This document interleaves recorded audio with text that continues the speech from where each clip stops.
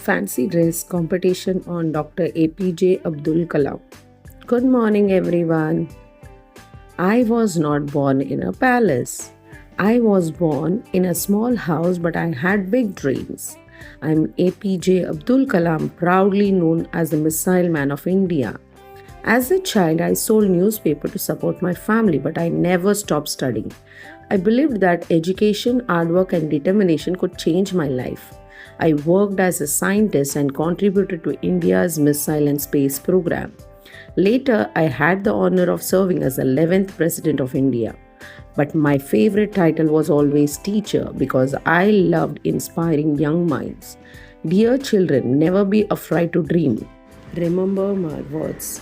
Dream, dream, dream. Dreams transform into thoughts and thoughts into result in action.